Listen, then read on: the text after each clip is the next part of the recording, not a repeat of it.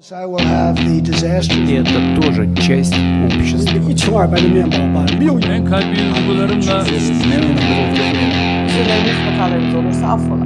Hiçe zeval olmaz. Alissa, welcome. It's great to see you. Thank you for joining Don't Shoot the Messenger. Thank you for having me, Pinar. It's great to see you as well. As an Italian-American expert living in the US, you follow both countries' foreign policies in the Middle East and North Africa closely. So how would you describe Italy's policy toward Turkey under Prime Minister Meloni? Would it be fair to say that, compared to other EU countries, relations are closer even at the leadership level? Right now, I would describe the relationship between Prime Minister Meloni and President Erdogan of Turkey as one of strategic partnership, okay? We've seen a number of bilateral encounters between the two leaders that were very warm and friendly. And so the most recent one was when the two of them saw each other in Egypt over the Gaza issue. And the two of them kind of exchanged like jokes about how President Erdogan needs to help Prime Minister Meloni stop smoking.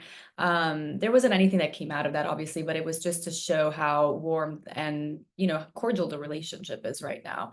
But before that, more importantly, over the summer in August, Prime Minister Meloni did visit Erdogan in Istanbul, and she had a trilateral meeting that she set up between Erdogan herself and Prime Minister Dbeiba of Libya, Libya's western part. And so what this goes to show is that the two countries are converging on matters of foreign policy, and they know that they have certain interests that they can work together on.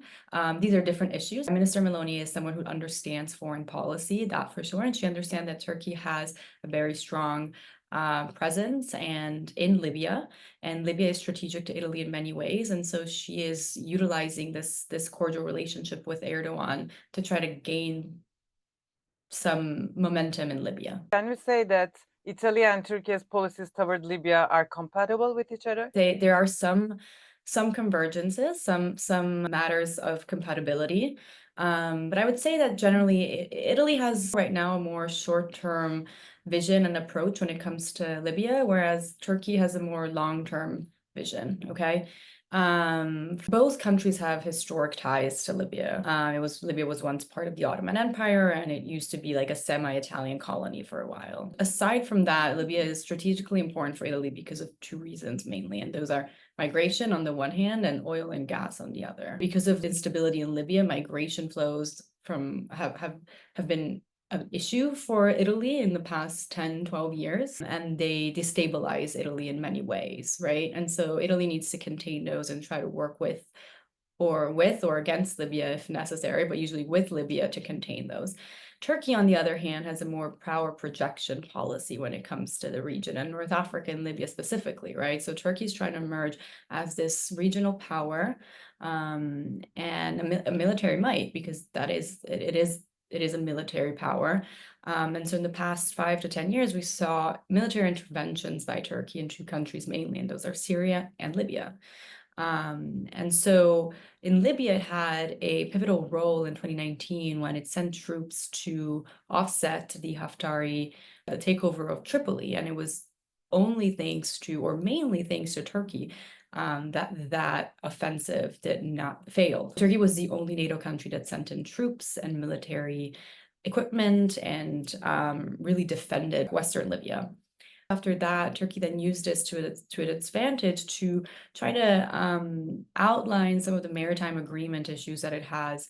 And so it signed an agreement with Western Libya in 2019, outlining this corridor between Turkey and Libya as a maritime agreement corridor between the two countries, which then offset a whole number of other issues with surrounding countries. We see some convergence, but it's mainly that the two countries really want to see a stable Libya, and with stability comes a whole number of interests that both countries can tap into. You explained Turkey's evolving policy in Libya. Do you think this has strengthened Ankara's influence there? And how is the perception of Turkey generally in the international community regarding its influence in Libya? Can you say that this is one of the major actors now? Yes, Turkey is definitely a major actor right now in Libya.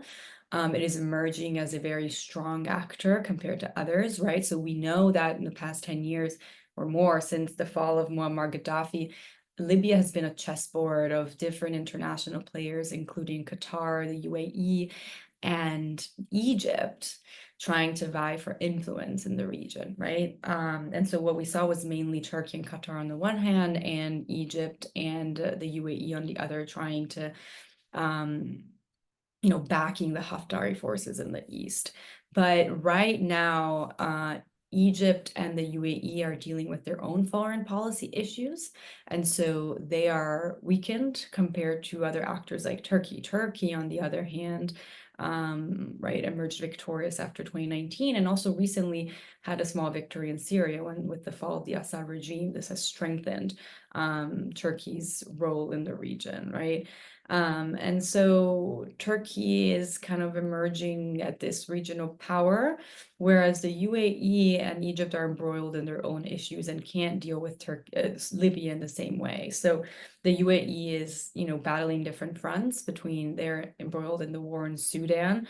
That's also pitting them against their longtime ally, the Saudi Arabia, which is creating its own internal problems. And they're still involved to a lesser extent to Yemen. And then Egypt has been, dealing with the war and the fallouts of the war in Gaza and Sudan for the past 2+ years.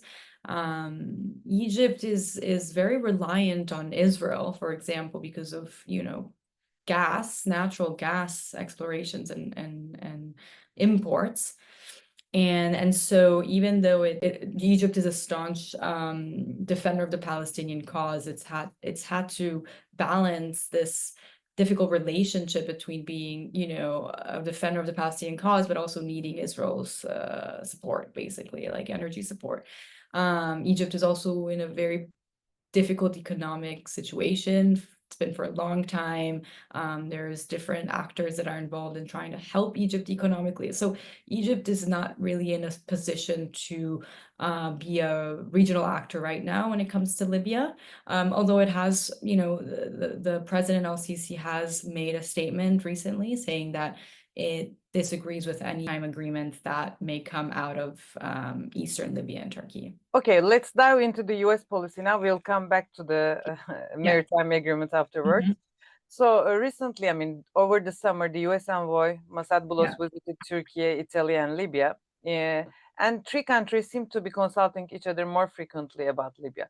Under the Trump administration, is Washington pursuing a different Libya policy? So it's a slightly different policy than previous administrations, slightly different because, and I did write a piece for the Atlantic Council on this. The US is focusing more on like a so-called deals not aid approach, okay? And while in the past, the US did try in various ways to push for like a values-based approach while also engaging in deals and providing aid and grants, it's very clear that Trump is moving away from that strategy and is focusing mostly on investments and anything that he sees as a material and transactional benefit to the US, right?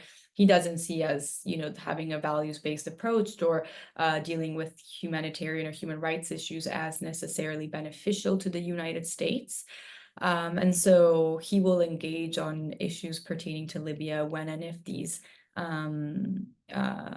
benefit and show material benefits to the US. Okay, what does this mean?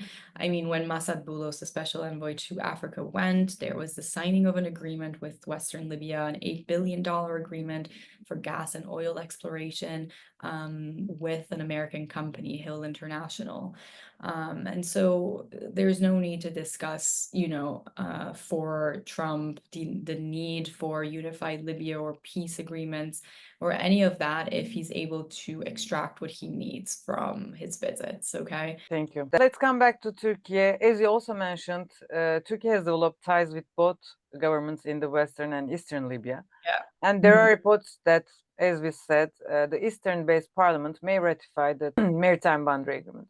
Meanwhile, Greece has recently proposed a technical consultation platform with Turkey, Libya, Cyprus, and Egypt to resolve all these Eastern Mediterranean disputes. How do you read this shift in Greece's approach? So Greece is trying to be more of like an agenda setter, right? And it does want to maintain a role in everything happening. And so it did convene this 5+5, meaning it convened also Turkey in these agreements. And so it's not pushing Turkey out, even though it disagrees with Turkey's way of handling the situation, and it sees Turkey as forcefully enforcing its interests without not through diplomacy. Okay, Greece is trying to maintain a pivotal role and a role of a regional player by being the agenda setter. Whether or not that will have long-term gains or effects for Greece is very difficult to say, right? Turkey again has a strong military might in the Mediterranean, and now is emerging as a very strong regional power. And whether or not Greece will be able to kind of have the EU and NATO backing on its side in order to deal with the dispute remains to be seen. Thank you. Yeah. So let's finally touch on Egypt. You already said that Egypt is occupied elsewhere, so cannot very much get invested in Libya. Yeah. But on the other hand, Egypt, even though they refused the deal, they still got very close with Turkey recently, and also the Gaza policy is one of the issue which brings them closer.